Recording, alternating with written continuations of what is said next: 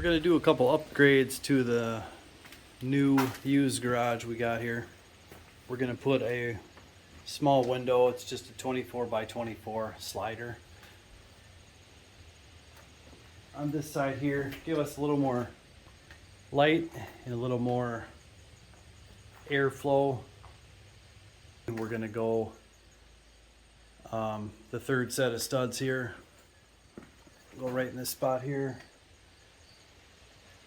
And the door, or the window says 24 by 24 rough opening. And right now these are 24 on center. So I'm thinking I'm gonna have to readjust this stud, put a double header on and move this stud over, because we're just not gonna have the opening we need.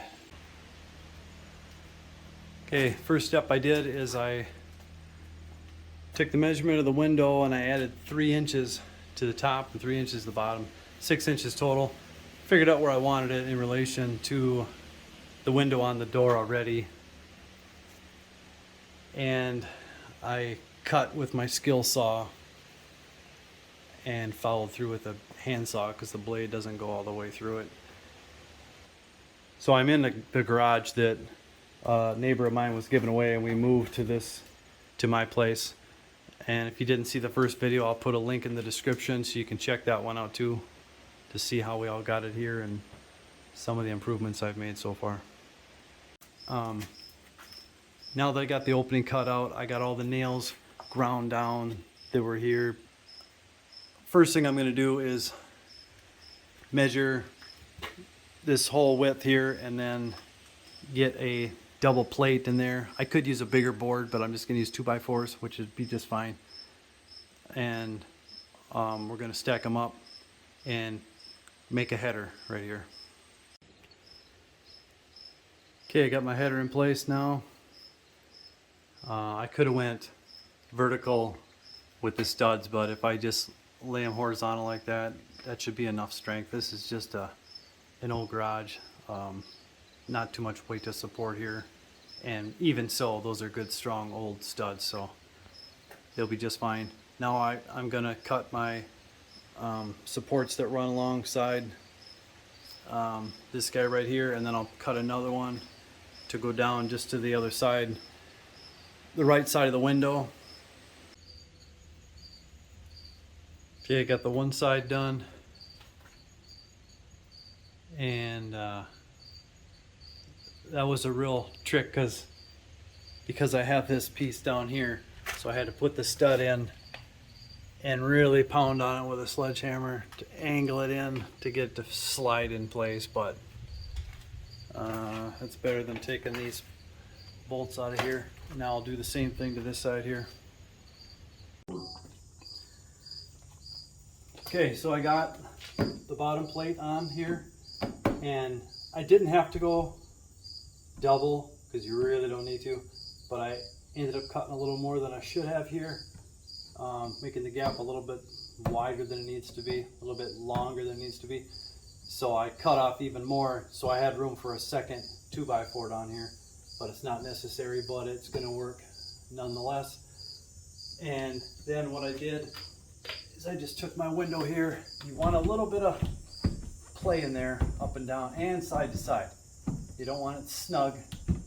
You want some room in there. So I got some room this way, and then I just put it up against this side, put this board up, and then made a mark, and I backed it off maybe a ½ inch or so, and then screwed it in.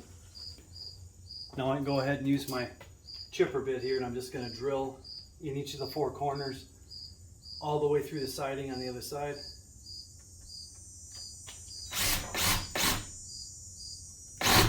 I don't want to go right in the corner, I'm just going to go up just a little bit. And I got wood siding on the outside and then vinyl on top of that. So we got a little bit of things to go through here.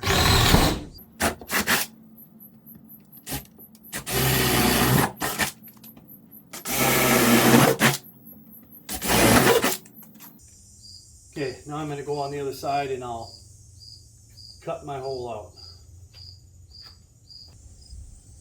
Okay, I've got my, I use my level to make lines right here to connect all 4 corners. And now I'm going to use my grinder, my diamond bit blade, to cut the vinyl siding off.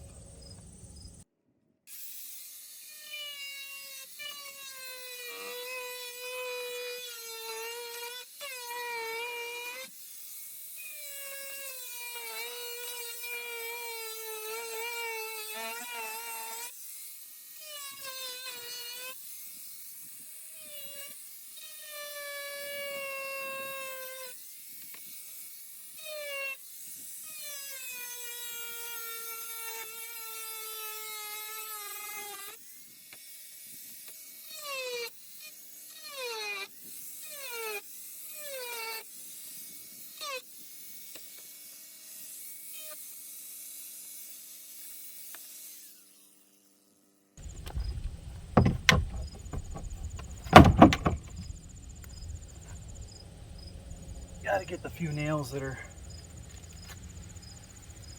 left on there, get those pulled out.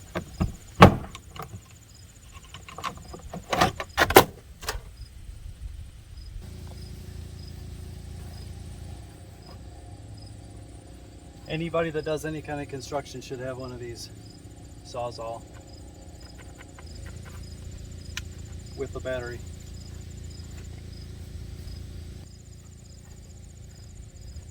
Okay, take 2.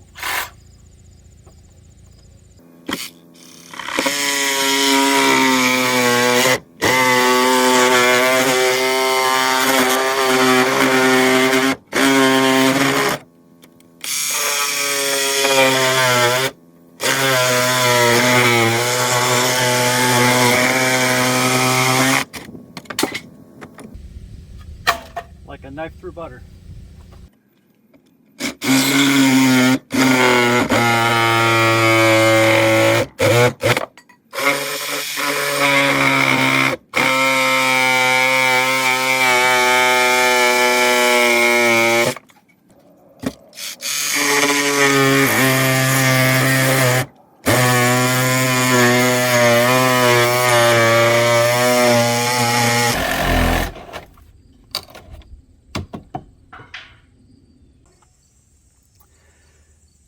Alright, so I took the skill saw and I took a little rougher blade, a newer blade, was able to cut through pretty good, make a straight cut. And actually what I did is I cut down farther back into these studs too. And I put a little, actually a piece of the wood that was here, I put a piece of that down on each side, put a little caulk behind there, and put a strip of that so it's nice and flat, so when I put the window in, the nail strip here, the nail edge, will rest on the flat surface rather than on these boards here. In case the water does seep through, it will have a smooth surface.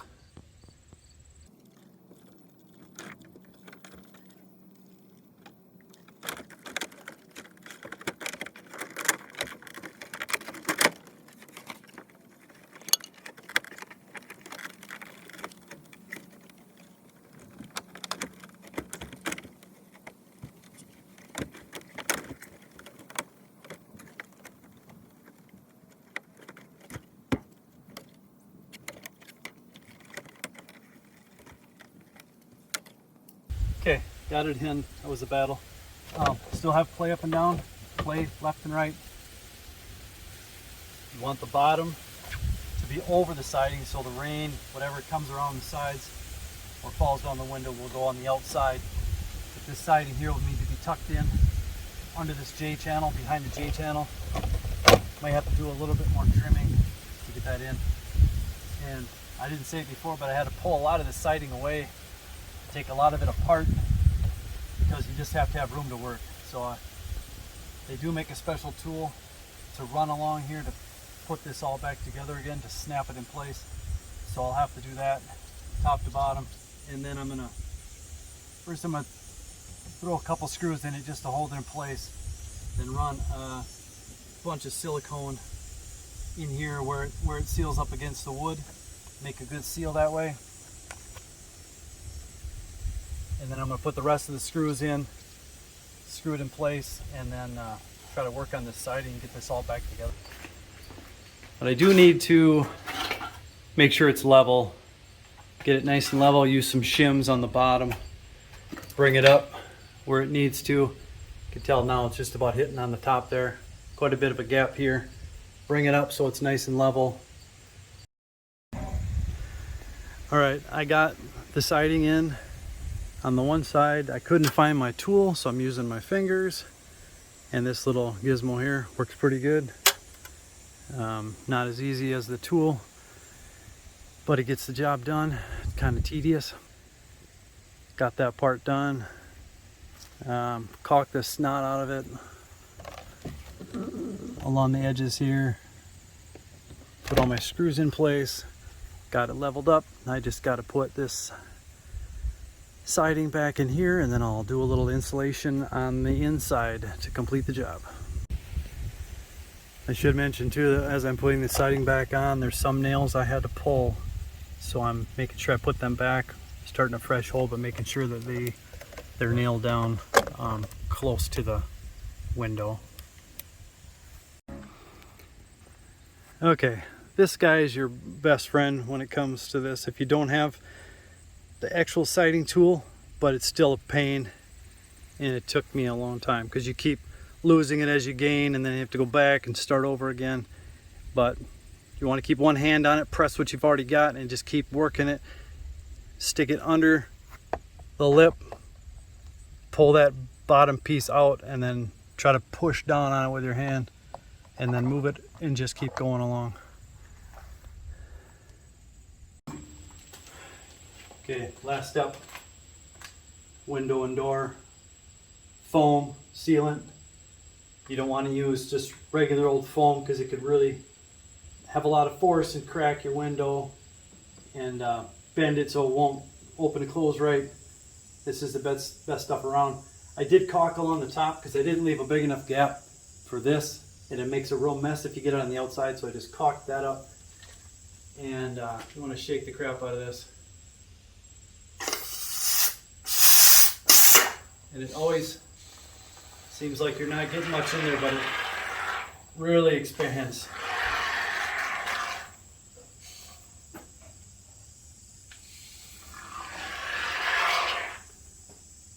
And you're better off wiping it up when it's wet.